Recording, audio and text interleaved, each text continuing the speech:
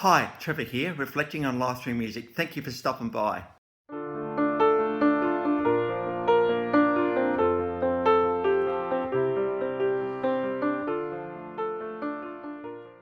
Well, coming again today, you're very welcome. I trust you enjoyed my last video on Harry Belafonte, and through his song Old Banana Boat song, we looked at how good it is to be together. So I trust you found that one encouraging. We're going from there to 1942 in New York. Now this guy sticks in my mind a little bit. He's just got this way about him. Singer-songwriter, storyteller, absolutely. We'll get onto some of the stories in a minute. Folk, pop, rock. He was the second of 4 children, and in the start he sort of started doing trumpet lessons, but that didn't really take. The guy we're talking about is Harry Chapin. Now, I'll get onto the song you've got to talk about when you talk about Harry Chapin, but there are many songs you could talk about when you talk about Harry Chapin. He was doing the nightclub circuit in New York, which is an incredible place to be able to do any music, really, and he was getting noticed. And it was around that time, that early 1970s, that there was a bidding war going on to assign this guy to a record contract. Everybody wanted him. Everyone could see that there was something special about this guy, and Harry Chapin eventually relented and signed to Elektra Records in 1972. This was a massive recording contract at this point, one of the biggest contracts of all time, but Elektra was happy to pay for it, and they absolutely benefited, trust me on that. This record deal included free recording time, so not having to pay for the recording was a pretty good thing as well. Classic case up, we'll give you this money, but we've got to take out all these bits and pieces, including recordings, studio time. Well, we're not going to do that with you, Harry, because I reckon we're onto something here. So free recording time, very unique in that day and age. Out came Heads and Tails in 1972. This sold 1 million albums at least and counting. And the song that probably catapulted Harry Chapin into more superstardom than he already was the song Taxi. Now, I know all these stories. I was very fortunate to hear a live album of Harry Chapin a little while ago, and all these songs are on there, and I'll remember them instinctively. I just know these stories. This is how good a songwriter Harry Chapin actually is. The song Taxi. The song's about a guy who dreamed of being a pilot and a girl who dreamed of being an actress, and they hadn't caught up for a long time. And next minute, she hails him down. He's now a taxi driver. She's now married to an architect, and the rest is history. And he is a bit sad about the fact that she left his life in the start, but there she is, this beautiful girl, and she's leaving his life again.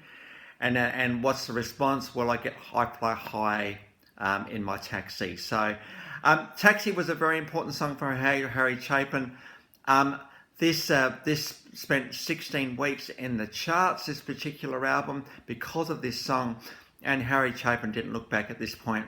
Of course, Elektra Records were very happy as well. Harry Chapin was one of the few to be asked back on the Johnny Carson show. In fact, he played one night. There was so much good feedback from that night that he was asked to back and come back the following night. So there we go. Harry Chapin was absolutely massive. Out in 1973, Short Stories. What a great album name for this guy. This is what this guy is. He's a short story songwriter. And off that album, we've got the Mr. Tanner story. Mr. Tanner story is a pretty good one. Guy who just loves singing.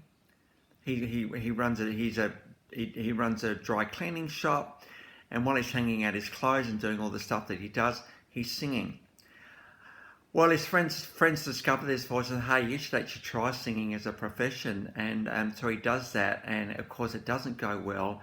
It doesn't meet, according to the critics of that particular concert, modern contemporary standards. So Mr. Tanner, unfortunately, music was his life, not his livelihood. See, I just know all the words of these songs.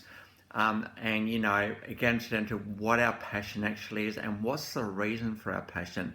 Did singing make him good? Absolutely. Did his singing change a little bit after that event? Absolutely. So it's a bit of a sad story, that one. The great thing that Harry Chapin does is he actually pulls on our emotions, our heartstrings, with his stories, and we all can also imagine ourselves in the stories ourselves. Out in 1974, Veritas and Balderdash. This is a very, by the way, short stories also sold 1 million copies. Veritas and Balderdash out in 1974. So we've got 72, 73, and 74. And meanwhile, there's all this songwriting happening and performing and everything else that's going on. This is a very, very significant album, this one. The Recording Industry Association of America put this album 186 of 365 best albums of all time. This album sold 2.5 million copies. Very significant indeed, because of the song that you have to talk about when you talk about Harry Chapin, Cats in the Cradle. Now, I think it was Kid Rock who did a cover of this one a few years back, but Harry Chapin was the guy that did it first. Cats in the Cradle, and the Silver Spoon, Little Boy Blue and the Man in the Moon. When he coming home, son? I don't know when, but we'll get together then, Dad. We'll get together then. See, I just know the words. Poignant. Oh my goodness, this song really struck a nerve with people. It's a story of a son and father relationship.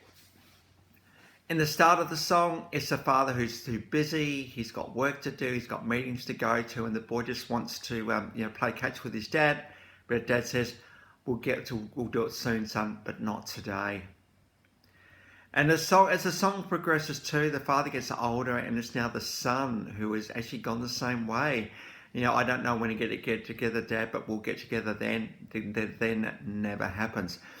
And the context of spending time together, surely this is the most important thing that parents and children need to be able to do, is spend time with each other.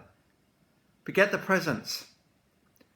Forget that stuff. It's the attention, the presence with the child that's the most important thing. Because when it goes around the other way and you're a bit older and you're waiting for a visit and the visit's not happening, well, that's not good, because there's no relationship. We've got to have relationships with our kids, even if it's hard. And talking from personal experience, I suppose here just a little bit, it's hard sometimes. And so this song's particularly poignant to me as well. And when I sort of hear this song, I think, oh God, I can really imagine the conversation between the son and the dad here, and just we'll get together then. Well, then never happens.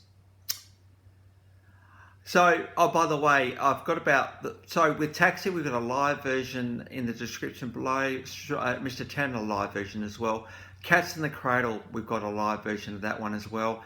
This song won a Grammy for a significant song in the scheme of things. So we've got a live version of that one. Not much else needs to be said about this song. Listen to it. If you feel at all uncomfortable, you need to act properly, whether a child or a parent, or a child down the track. You can always reach out to your parents. It doesn't matter what happened in the past. What's the present looking like? So I trust you find that encouraging. Off that album also, we've also got 30,000 pounds of bananas. Yes, you heard me right, 30,000 pounds of bananas. In this live clip, we've got Big John Wallace, who was a big collaborator of Harry Chapin's, and kind of met him early on in the scene, so it's good to see Big John in there as well. In fact, some of Harry's brothers also were in the band, and as you can see in 30,000 pounds of bananas, you've got to be able to play really, really well to play with Harry Chapin, because this song just gets faster and faster and faster and faster and faster. If you don't think getting faster, it gets faster and faster and faster. This is a sad tale of a truck driver not far into his career, and the brakes fail as he's getting into Strenton, Pennsylvania, I think it was. And all the story about how the song ends and the attempts to write the ending of this song. So we've got 30,000 pounds of bananas. Just watch the audience, how they just get carried away by this song. This is the power of Harry Chapin, absolutely. Around that 1976 mark, he was one of the most popular singers of the decade. And And he was releasing one album a year through the 1970s, which is pretty cool. Well, then 1981 happened, didn't it? Now you might be thinking, what happened in 1981? Well, he left us. Yeah, I know. You're thinking, Trevor, what do you mean he left us? It was a vehicle accident, apparently. He was in the right. He was doing nothing wrong. I think he was going to a gig as well. And the other guy was a bit of an idiot.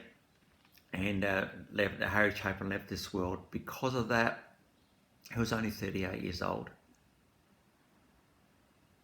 Man, to quote Billy Joel, only the good die young. I'm a bit teary as I didn't actually realise this until I looked at Harry's story a little bit more, that he died at the age of 38, and so he absolutely made his mark and changed the world really in his very short space of life. Fortunately for his widow wife, there was a $12 million settlement, and that from that particular accident, so it's good to see that the insurance company agreed that it wasn't good. The great thing also about Harry Chapin, he was a massive advocate for poverty, against poverty. He would speak out against it. He tried all he could to try and get people not being hungry, and because of that, and as well as his musical career, in 1987 he received the Congressional Medal of Honor. That was obviously posthumously after his death. Harry received 2 Grammy Awards, including a Hall of Fame induction. Between 1972 and 1980, there were 12 releases, so that's one a year. Actually, more than one a year. 14 singles. Estimated to have sold around 16 million albums. So there we go. Pretty well every single album has sold well, because people just resonated with Harry Chapin for who he was. So, parents, children, either of you can make the first move if things aren't good, right? Children thinking, well, my parents never talk to me. I can't talk to my parents. And what do parents say? My kids don't talk to me. Everybody wants the same thing. So let's make then today. So the links to those 4 clips are in the description below, and I've also included my last video from Harry Belafonte, so if you want to recap on him, feel free. Well, how cool to see everybody here today. Thank you to my 60 subscribers who are sticking with me, which is pretty cool. Next time, as you notice, this is Harry. There are a few Harrys coming up. We're going to get on to Harry Connick Jr. next time. So until then, I'll catch you around. Bye for now.